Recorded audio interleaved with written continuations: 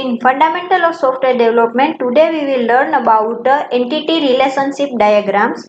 So we will start with entity relationship diagrams. ER diagram is a data modeling technique used in software engineering to produce a conceptual data model for a information system. હવે ER modeling એટલે આપણે entity relationship diagram જ બરાબર.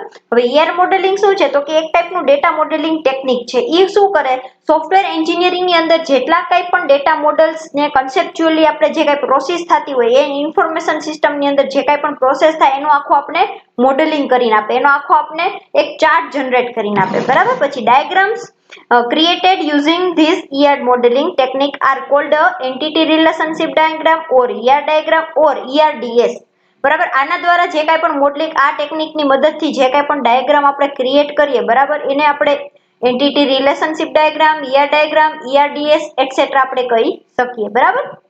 Next જોઈએ આપણે હવે આની અંદર સિમ્બોલ કયા કયા ટાઈપના યુઝ થાય છે, કઈ કઈ ટાઈપનું આપણે એને એટ્રીબ્યુટ યુઝ કરશું બરાબર એ આપણે જોઈએ. એમાં ફર્સ્ટ છે એન્ટિટી. હવે એન્ટિટી એટલે શું તો કે entities are represented by means of rectangles બરાબર. હવે રેક્ટેંગલ શેપની અંદર એન્ટિટીને આપણે રિપ્રેઝેન્ટ કરવાની હોય. આપણે ડાયાગ્રામ ડ્રો કરવા સ્ટાર્ટ કરીએ બરાબર કરવાનું ત્યારે આપણે જ્યારે એન્ટિટીને ડિફાઇન કરવી હોય તો કયા શેપમાં આવે તો કે રેક્ટેંગલ શેપની અંદર. એની અંદર એનું નામ જસ્ટિફાઈ કરવાનું બરાબર.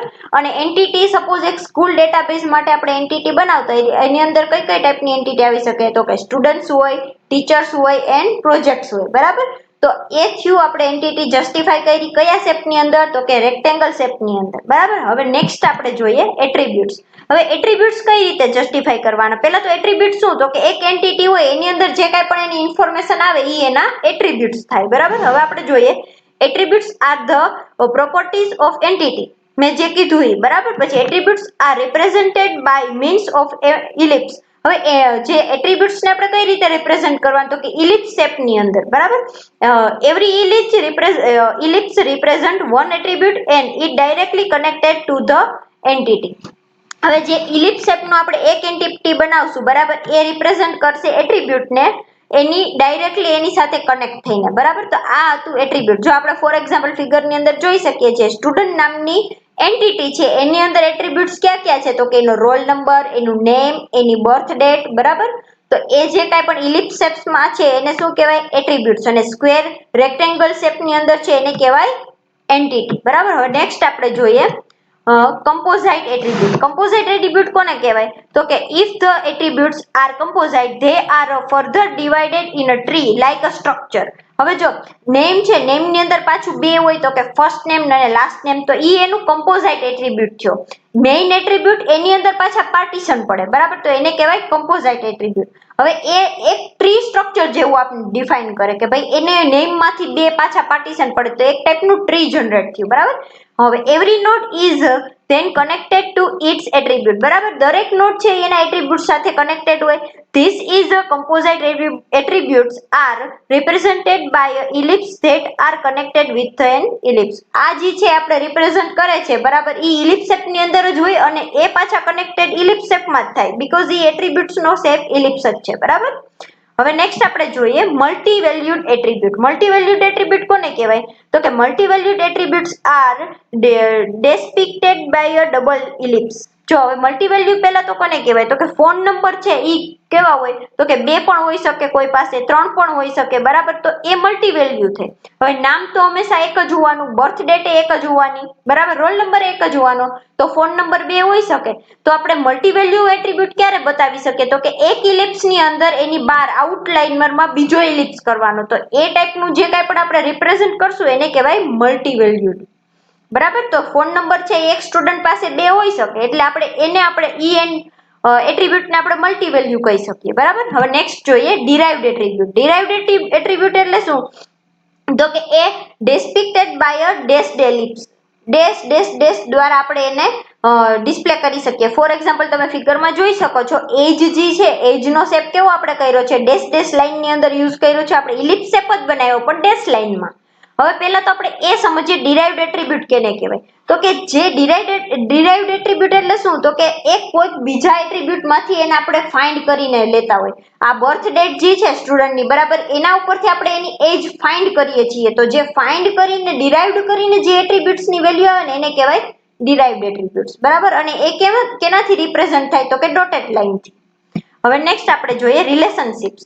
હવે ઈઆર ડાયાગ્રામ ની અંદર રિલેશનશિપ નો મોસ્ટ ઇમ્પોર્ટન્ટ પાર્ટ છે, બરાબર, કે એક એન્ટિટી કે એક એટ્રીબ્યુટ છે એ બીજા સાથે કઈ રિલેશનમાં એક એન્ટિટી જોડાયેલી છે, જે કાંઈ પણ રિપ્રેઝન્ટ કરે એ રિલેશનશિપમાં આવે, બરાબર. તો હવે આપણે એ જોઈએ. Relationships are represented by a diamond shape box. હવે રિલેશનશિપ છે એ રિપ્રેઝન્ટ કેવી રીતે થાય? તો કે ડાયમંડ શેપ ની અંદર એ રિપ્રેઝન્ટ થાય છે, બરાબર. Name of the relationship is between inside the diamond box. હવે જે રિલેશનશિપ નું જે કાંઈ પણ નામ હશે એ ડાયમંડ શેપ ની અંદર એનું બોક્સ ની અંદર એનું નામ રિપ્રેઝન્ટ કરવામાં આવે. All the entities participating in a relationship are connected to it by a line. જે હવે બીજી જે એન્ટિટી હશે પાર્ટિસિપેટ કરતી હોય એક રિલેશનશિપ ની અંદર, જેટલી એન્ટિટી કનેક્ટેડ હોય એ લાઈન દ્વારા આપણે એને રિપ્રેઝન્ટ કરવાની હોય. નેક્સ્ટ જોઈએ આપણે હવે બાઇનરી રિલેશનશિપ એન્ડ કાર્ડિનાલિટી. બરાબર, એ શું છે બાઇનરી રિલેશનશિપ એન્ડ કાર્ડિનાલિટી? તો કે relationship where two entities are participating is called a binary relationship. હવે જો બે એન્ટિટી છે એક રિલેશનશિપ ની અંદર જોઈન્ટ થાય છે, બરાબર, પણ એની કંઈક કનેક્ટિવિટીમાં કંઈક હશે કે ભાઈ આ એક એન્ટિટી છે કે આ બે એન્ટિટી છે, બરાબર, એને આપણે બાઇનરી રિલેશનશિપ કહી શકીએ. હવે cardinality is the number of instant of an entity from a relation that can be associate with the relation. હવે જો એક રિલેશનશિપ ની અંદર બે એન્ટિટી કનેક્ટેડ છે, એમાં એક એન્ટિટી છે એ કેટલી વખત કનેક્ટ થાય છે એની સાથે, એ જે કાંઈ પણ આપણે નંબર એના ઇન્સ્ટન્સ આપણે ફાઇન્ડ કરીએ એને કહેવાય કાર્ડિનાલિટી, બરાબર. તો આપણે એ પહેલા જોઈએ.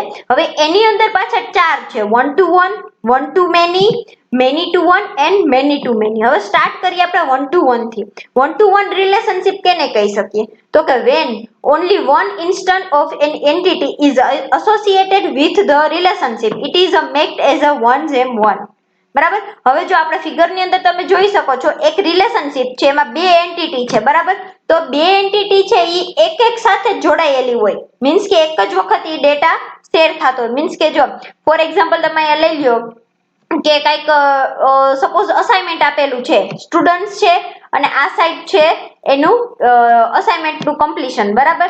તો હવે આપણે એવું કહી શકીએ કે ભાઈ એક સ્ટુડન્ટ એક અસાઇનમેન્ટ પૂરું કરવા માટે જે અને એ સબમિટ કરે છે, બરાબર. તો એ એક સાથે એક જ કનેક્ટિવિટી થઈ, બરાબર. તો એ ટાઈપની જે કનેક્ટિવિટી હોય એને કહેવાય one to one. The following image reflects that only one instant of each entity should be associated with the relationship. It depicts a one-to-one relationship. બરાબર, જે આપણે હમણાં કીધું કે ભાઈ એક એન્ટિટી બીજા એક રિલેશનશિપ સાથે એક જ એન્ટિટી કનેક્ટેડ હોય એને કહેવાય વન ટુ વન. હવે જોઈએ one to many. When more than one instant of an entity is associated with a relationship, it is marked as a 1:n. હવે જો એક સાઈડ છે એ એક જ એન્ટિટી છે, બરાબર, એક જ ઇન્સ્ટન્સ વાર જોડાયેલી છે, પણ બીજી સાઈડ છે એ મેની ટાઈમ્સ છે, તો એને આપણે વન ટુ મેની કહી શકીએ, બરાબર. The following image reflects that only one instance of entity on that left and more than one instant of an entity on the right can be associated with the relationship. It depicts a one to many relationship. હવે આપણે શું કીધું કે આ જે right સાઈડમાં છે એ એક જ વખત કનેક્ટ થાય છે, પણ લેફ્ટ સાઈડમાં છે એ મેની ટાઈમ્સ કનેક્ટ થાય છે, બરાબર. તો એ ટાઈપનું જે કાંઈ પણ કનેક્શન હશે વન ટુ મેની એને કહી શકીએ, આપણે આ ફિગરમાં જોઈ શકીએ છીએ. હવે next many to one. Many to one એટલે શું? તો કે when more than one instance of entity is associated with a relationship it called many to one.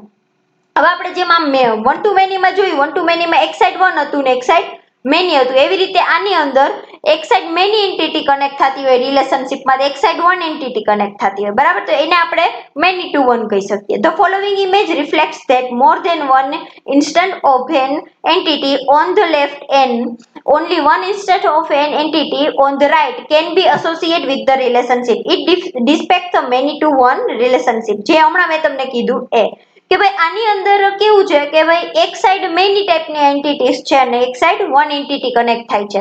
હવે નેક્સ્ટ જોઈએ મેની ટુ મેની.